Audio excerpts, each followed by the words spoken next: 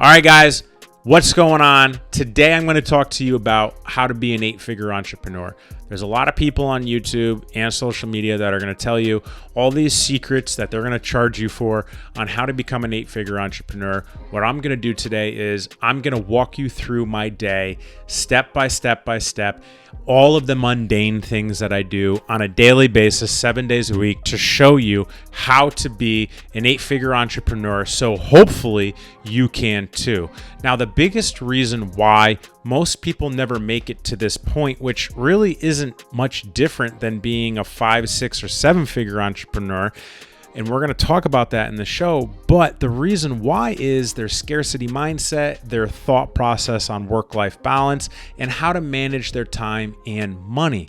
So with that said, I'm going to step you through my day and show you how normal it really is. So let's get started, and I'm going to show you how to be an 8-figure entrepreneur. What's up, guys? My name is Chris Warrens with Warrior Consulting, and I work with entrepreneurs internationally scaling their businesses past the multi-million-dollar mark.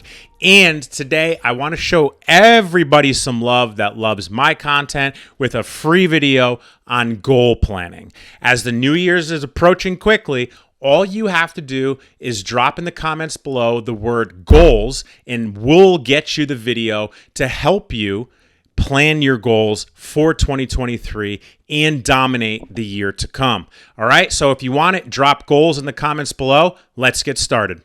So in the opening statement, I said being an 8-figure entrepreneur is not really that much different than a 5, 6, or 7-figure entrepreneur. So we're going to start with this, all right? Number one, it's really not that much different. You know what it really is? It's just a couple of zeros or a zero or maybe a comma. It's really not that much different. And guys, like, I know 9-figure entrepreneurs and 10-figure entrepreneurs, and they're just normal people, dudes and chicks.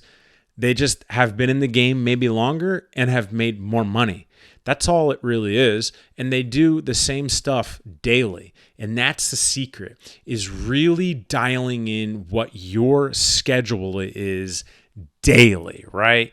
So number two, and this is where I'm going to start with what I do on a daily basis.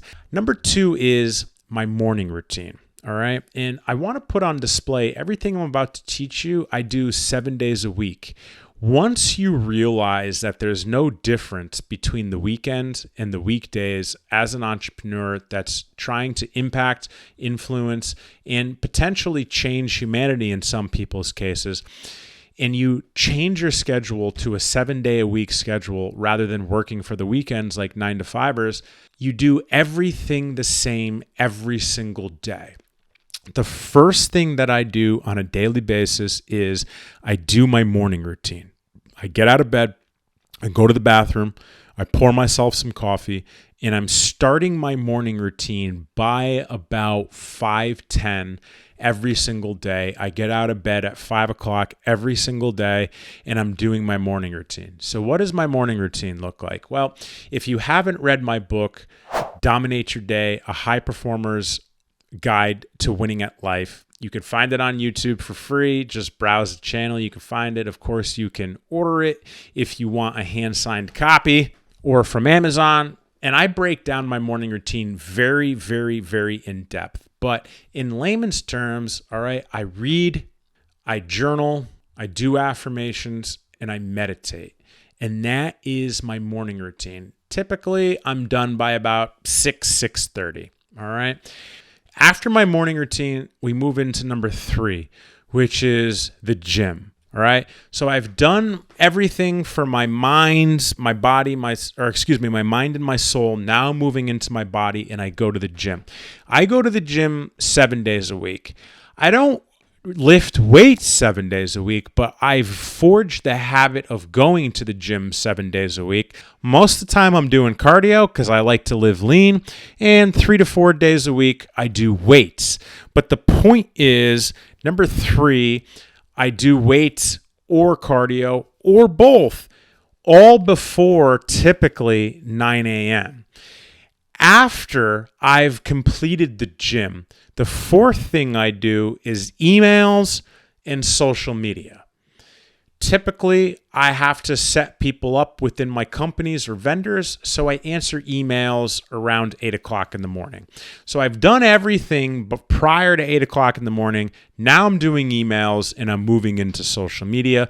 I knock out whatever is on my agenda when it comes to socials. I knock out my emails, and then I move into number 5, which is now my team has showed up to come to work and get shit done. So when the team gets there, I usually just check in briefly, whether I'm in person or on the phone.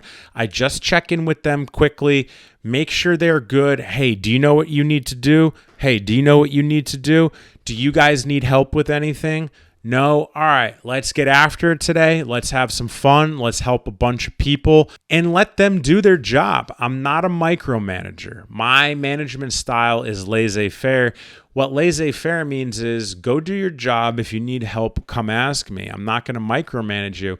Micromanaging people, you know what it does? It breeds like a servant. It breeds like they want to appease their boss. And I hate the word boss. I want to empower them to make decisions. I want to empower them to make mistakes. I want them to do their job and have fun with it. And if they have questions, they come to me. And if they make a mistake, we talk about it. But that's the point. I check in with my team in the morning, and I let them off to do what they need to do. And they're really good at what they do, so I don't have to hover over them. Number 6, after I've checked in with my team, I move into the most energy consuming, the most time consuming projects that I have to do. It could be anything. It could be writing a book. It could be extenuating social media circumstances. It could be looking at projects for clients. It could be anything. It could be writing on whiteboards for the company. It could be anything that requires a lot of energy and a lot of time.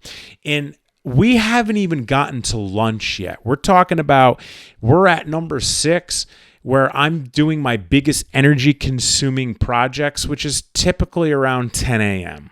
All right, so I've already been working for 5 hours. I've already been awake for 5 hours, and I'm tackling what's most important to move the needle forward and move the company forward, move the people forward, and take ground in our industries that we're in.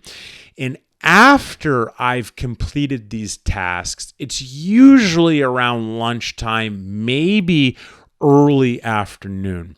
And that's when I start to take meetings with other people, with vendors, with clients, with customers, and I help people with their problems. So my priority is me, then my team, my company, and then other people. So by the afternoon, and number 7 is I'm working with clients. Sometimes that lasts through the evening. Sometimes it's done in the afternoon. And it's important to understand, guys, if you're done in the afternoon, it's okay. You don't have to keep yourself busy just to punch a time card into a clock. But as an 8-figure entrepreneur, if I'm done at 2 o'clock, I'm done at 2 o'clock. If I'm done at 8 o'clock, I'm done at 8 o'clock. If I'm done at 5 o'clock, I'm done at 5 o'clock. It doesn't matter. When everything is done with those customers and clients, I'm pretty much done, unless, I have to talk to the team quickly. But number 8 is this.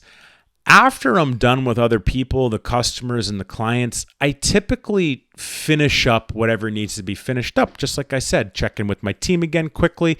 And what usually happens is I do my second round of emails. And here's a pro tip for you guys. If you haven't made 8 figures, which for those of you that don't know is $10 million to $99 million, keep your email box to specific times throughout the day. For me, it's early in the morning and after close of business. All right. I send out my emails in the morning, and then, like we're talking about, at the end of the day, I hit my email box again. There's usually 50 to 100 emails in my box per time that I sit down. And when I talk about emails, I'm also talking about DMs and text messages that I haven't got to that would put another 50 or 100 on my plate. So typically it's about 100 to 200 emails, DMs, and text messages that I have to get back to at the end of the day with people that need my attention for whatever circumstance that it might be. After I've done that, it's typically around dinner time. Sometimes it's a little bit later, sometimes a little bit earlier. But what I like to do is I like to get myself ready for the next day. What does that mean? That means if I'm traveling, I'm getting my food ready, I'm packaging my meals, I'm laying out my gym clothes, I'm laying out my outfit for the next day, or multiple outfits for the days. You guys know we're watch dealers, so I'm always laying out different types of watches, a gym watch, a day watch, maybe an evening watch. Yes, sometimes I wear 3 to 4 different watches a day, depending on the circumstances. But the point is, I get myself ready for the next day. And something that I like to do at that point in my day, once I'm ready for the next day, is take my dog for a walk. I like to take her for a walk twice a day, usually in the morning if I'm doing cardio, or in the evening, or both. Lately, it's been both because I've been dieting and it helps me with getting my steps in. But after I've gotten myself ready for the next day, then I move into me time. So if you're understanding me correctly, first thing in the morning, I have me time, and last thing at night before I go to bed, I have me time. And to be perfectly honest with you, I just like to relax. And how I like to relax, and guys, relaxing is not a bad thing as an entrepreneur. It's a good thing, let alone as a human, right? How I like to relax depends on the day. Sometimes I like to watch maybe some Netflix or some Prime. Lately, I've been watching The Office reruns. Sometimes I like to look at investment properties online, commercial and residential. Sometimes I like to look at things that can better my company. Sometimes I actually take in content at night from guys and chicks that are doing more than we are, and I like to learn from them. So relaxing could be many different things for me. However, it's not work. It's me kind of unpacking the day, thinking about the day, auditing the day, and then filling my time with something other than work. And after that relaxing, which is number 10 on this list, for about an hour or so, I head to bed. I'm typically in bed between 8 p.m. and 9 p.m., honestly. Sometimes it runs a little bit later, like 9:30, because I've fallen asleep on the couch, but let's just call it 9 p.m. I'm in bed at 9 p.m. and I'm up at 5 a.m. every single day, 7 days a week, and that, guys, is a day in the life of an 8-figure entrepreneur. It's not fancy. It's not crazy. It's not robust. It's basic, mundane habits that I've built to do on a daily basis to where I know that I operate at my optimal level and lead my team at the best capacity that I can, because I've figured out over now almost 15 years of doing this what works best for me. So listen, if you guys have any questions at all when it comes to this show and you want to know more, drop a comment below, hit that like button, smash subscribe, and I'll catch you next time.